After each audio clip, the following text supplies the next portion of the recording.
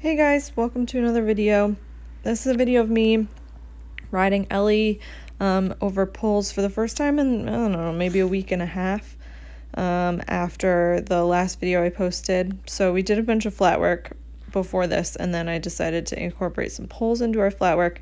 There's also a puddle in the ring right there ahead of where she's standing right now. So I'm going to talk you through how I worked with her around this puddle. So if you watch what I'm doing, I am not kicking her or yelling at her, doing anything to try to chase her over the puddle. What I'm doing is being very patient, and I'm just telling her that she can't go to the side and she can't go backwards, but she can go forward. So anytime she starts to step to the side, I catch it with my reins in my leg. And then if she backs up, I close my legs on her, but I'm not pushing her too hard to go forward. She is a very forward horse, so she's still thinking forward.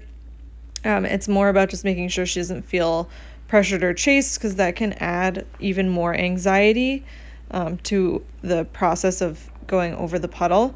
And we want her to feel relaxed and like the puddle is not too scary, it's not stressful, she can go through it in a nice calm way. So once she walks forward and relatively straight, I let her go, knowing we're going to come back around to it again. But I think the big thing is, if there's something your horse is spooking at, if you get worked up about it, that is going to feed into your horse, and then they are going to be more worked up about it. The best thing you can do is stay calm, encourage them gently to continue going towards the thing that's causing them a little bit of anxiety, and then be kind to them about it. Don't try to really push too hard, or you might end up just increasing the stress of the situation and making it not as much of a positive experience, more of a negative experience, which is going to make them spook more in the future. So here we're coming to the puddle again, and you're going to see again she hesitates, because one time was not enough to get over it, but that time she hesitates a lot less, and she goes a little bit straighter, and she has just a little bit more confidence because she went over it last time and nothing bad happened. There was no negative for her to associate with going over it the last time. So now she has a little bit of a better attitude about it. It's a little bit less scary to her, and she's not associating it with any negative interactions with me. So that's good. Here, and this whole day, I found that she was a lot straighter. I did a better job of keeping her straight down the long side of the ring. So you'll notice a lot of the times we're coming straight at the camera, you won't totally be able to see her hind legs because they are tracking up right behind her front legs, which is great. And I kept a lot of walk in this video because she did a lot of looking around at the puddle and then also the poles that I had just put out. And I think it's a good time to maybe just talk about that a little bit. So whenever you go by something spooky, even if you work through it in one direction, a lot of times when you come to it in another direction, you revert back just a little bit. So here you're going to see she hesitates a little bit more, somewhere in between the first time she saw it and the second time she went through it, because now she's approaching from a different angle. It looks a little bit different to her, so she's got to explore it again. And if you look at her head, she's trying to reach out and stare at it, which is good. We want her to be curious about it. We just don't want her to back away or step to the side. We want her to be able to be curious about something a little bit scary, but have the confidence to continue on and move through it instead of making a big deal out of it or avoiding it or running away from it. We want her to just keep moving forward and feel like she trusts me enough to get her to the other side without it being something too scary or something that's going to hurt her. And here I just start working on asking her to do a little bit of bend for me. And again, something I think I talked about in another video is just about how you have to make sure when you're turning, and this is a bigger problem with some horses than others, but you want to make sure that when you're making a turn, your horse's shoulder comes with you. So sometimes their shoulders tend to fall out or in, but usually out when you're making a turn. And you have to catch those with your outside aids. So that's something I work on a lot in this video. Here I'm asking her just for a little leg yield again, and again, this is something that's relatively new to her, but she does pretty well there. She's a little bit more consistent than the last time I worked on them with her, where she's not taking like one huge step and then no steps and then another huge step. She was a little more consistent. Here she goes through the puddle again, and she's still a little hesitant, and again, that happens, but you can see she works through it a lot faster. And she's got a pretty good attitude about it. She's not really spooking. She's just trying to go around it. And I'm asking her gently to not go to the side, but to go directly through it, just so she can continue to see that it's not gonna eat her. So I'm starting to incorporate a couple pulls. I incorporated the green pull. She was really good. But you're going to see in a second that I go to that pull that's on the center line down there, and she does not like it. So I had just put these pulls out. And I've been doing a lot of pulls with her because when she came, I felt like she had a lot of pull and jumping anxiety. So you'll see she stops at the pull. Even though she's been over pulls before, she's jumped 3 foot, she's done cross country. She might have had some past experiences that weren't so positive, but she's also a little bit of a sensitive horse, so maybe it's just that something is new and she's not sure about it. She's a thoroughbred and she's young, and she's definitely still a little bit green. Anyway, I do the same approach, so I'm not asking her, I'm not really pushing her too much. All I'm saying to her is you can't back up and you can't go to the side. The only option is forward, but you can do that on your own time. So just patiently kind of wait for her to be ready to continue over it. And she does. And then it's a positive experience, and she's going to be a little bit less dramatic and scared in the future. Here, I think I'm coming back around to it. And the more you do it, the better, but it's like that saying, practice doesn't make perfect. Perfect practice makes perfect. So practicing something over and over again, but practicing it poorly is not going to be helpful. You want to make sure that your horse is having positive experiences so that they are remembering things like going over poles as something positive and easy, not something stressful and difficult. If you can create a problem as the rider by making something stressful and difficult that really shouldn't be, just by overreacting to the situation. The calmer you can be, the better, and you just have to be consistent and praise them when they do the right thing and be really calm and methodical when they do the wrong thing. Here you see she didn't stop that time, so that was great, so I give her a big pat. She did hop over it a little bit, which is what she does a lot of times, and that's why we worked so much on poles before we really started jumping again. So you're going to see a few videos of me doing flat work and pole work and just that kind of thing. Here, as she lifts her head again, I lift my hands, trying to keep the bit in the corners of her mouth, not let it drop down and pull on the sensitive bars of her mouth. And we're just trying to work with her on relaxing. And so the pole and the puddle are two stressful things in the ring right now. So I do a lot of walk work. And I even edited out some more of my walk work. But I'm doing a lot of walk work this day, just trying to get her to feel comfortable going over both without making a big deal about it or letting it become a stressful experience. I also always tell people, if you're not successful at something in the walk, you're probably not going to be successful in the trot, and you're going to have an even harder time in canter. It tends to be that the faster you go, the more of a challenge you're going to have with most things other than jumping.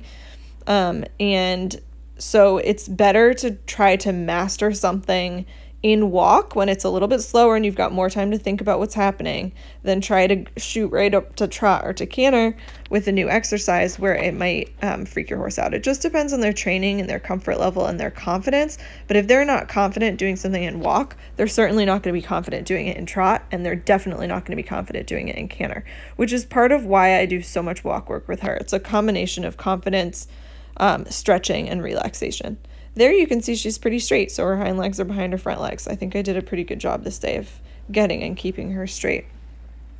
She also did a better job, for the most part, on this day of keeping her head a little bit lower. And again, like I said in a past video, she doesn't have a perfect frame. Even though she carries her head lower, she's starting to carry her head lower, and her forehead is more on the vertical, so it's more perpendicular to the ground than it used to be. It's not really a great frame because she lifts through the middle part of her neck and less so through the base of her neck, right under my hand or right in front of her withers. That's where we need to get her lifting next. But for right now, I don't want her to have her head up because that encourages releasing more stress hormones into her bloodstream, which makes her more stressed. So you kind of have to come at it from both angles when your horse has a high head from kind of an anxious mentality, because you need them to relax in order to work their body properly. So although she looks like she's in a nice frame a lot of the time. If you actually look, you will see that she's not tracking much further under herself, and she's not lifting at the base of her neck. So it's not where we want it to be, but I appreciate the fact that she's a little bit more relaxed than she used to be. There you saw she jumped that pole, and that's kind of what she does when she's stressed about it. I think a lot of it has to do with the distance, with her takeoff distance, which is easier in trot than in canter, but sometimes can still be stressful for them. And she's not great at extending or collecting her strides. So when she sees a distance that doesn't look exactly right, she panics because she's not sure how to collect herself up or how to stretch herself longer to make the distance a little bit more comfortable. And we've been working a lot on extension and collection in our flat work just to try to get it so that she feels more confident changing her strides so that she can fit those distances in a little bit better. But that's still a work in progress. There you saw she went through the puddle pretty well, didn't make a big deal out of it, so I'm really happy with that. Here she's a little crooked, so I take a little on my outside rein, put my inside leg on, and she straightens out. That's where you'll hear a lot of times people talking about riding from your inside leg to your outside rein. And that time she didn't jump it nearly as much as she did the last time she went over it. So again, it's about making the learning experience feel really positive and comfortable and safe to them so that the next time you ask them to do the exercise, they're feeling good about it and they're not feeling stressed or anxious about it. There again, she got a little crooked, so I took on my outside rein, a little half halt direct outside rein to just straighten her out.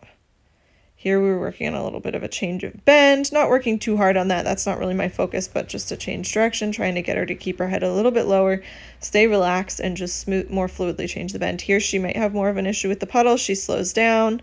You can see that there, how much she slowed down. Again, anytime you change direction and approach a challenge from the new direction, you're going to have a little bit more of an issue again. And again, it's just important to be patient, understand that a puddle is reflective. It can be scary for them. There I come down the quarter line just to test out her straightness. Sometimes it can be hard to tell when you're on the rail if your horse is really listening to you or if they're just on autopilot. So sometimes it's helpful to come off of the rail, even if you're just going down the long side, but you're going down the quarter line, just to kind of test your steering and if you have them perfectly straight and in line. She's much better with that green pole that's just out of frame, but sometimes it's just a position of a certain pole in a new place that freaks them out. And here again, I asked her to go over it, and that was a lot less dramatic. So that's good. It means she's improving, she's learning, she's a little bit more relaxed about it. You could see she didn't speed up or slow down too much. There, my canter transition was out of frame. Sorry about that. The canter transitions in this ride were not the best, but they've gotten a lot better since then. We've been working on just staying relaxed through the transition and a little less frantic. So here I decided I didn't want to push her so hard into that puddle and canter, so I just cut off that end of the ring for the time being, just because the quality of her canter was not fabulous, and I didn't want to add in the additional stress of that puddle. Right there, as I go through that part of the end part of my kind of circle or cut across the ring over there, she tends to fall out. So what I'm doing is I'm half halting with my outside rein and putting my outside leg on. And if you watch, you can see her shorten her stride when I do that. And all I'm trying to do is get her shoulder back in line, so a little bit to the inside. So here I'm half halting and you can see her stride shorten up and her neck shorten up as I'm asking her to bring her shoulders back towards the inside. And then again, I missed my transition because it was in the corner, but that's right. So after I've had a canter, I'm always just trying to get her to relax again and settle down. Sometimes she gets a little antsy. This time she doesn't look too bad. She looks pretty relaxed.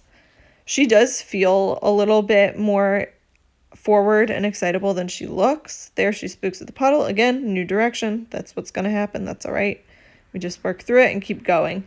You also don't want to make that the only focus, unless that's literally all you're trying to do for the day. It's better to kind of continue on and show them that there's more to the ride than just that one moment that's a little bit scary to them. Here she's doing a little better, and I ask her for the transition. Again, you can see it takes her a few steps to actually get it, and that is a little bit of a struggle, but we're working on that. Here to the right, I think she brings her shoulder around the turn a lot better, even though right there, again, it's kind of as you approach the second long side that she starts to want to fall out again. So again, I'm just taking back on my outside rein, little outside half halt, outside direct rein, drawing a line from her bit to her outside haunch, just trying to keep her shoulders in line and not falling out.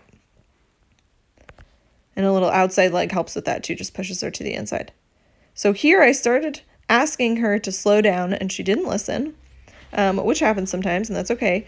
And I turn her into the wall to stop her. And I know that that can look a little bit aggressive, but in my opinion, sometimes it's better than pulling harder on their mouths. If they're completely not listening to you, it's better to have a wall there so that they kind of stop themselves from hitting the wall rather than trying to rip on their face to get them to slow down. So sometimes I use that as a training tool just to kind of, it's like how you would use a crop to reinforce your leg. You can use the wall to reinforce your hand and just say, hey, this is how much pressure I'm willing to put on. And then I'm going to move to something maybe a little bit more firm, but less painful. You're not putting pain in their mouth. You're just asking, you're giving them a stopping point.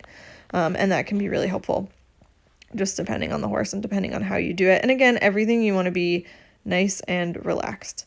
And then I think that was pretty much it for my ride. So then I just walk her out on a long rein, ask her to relax.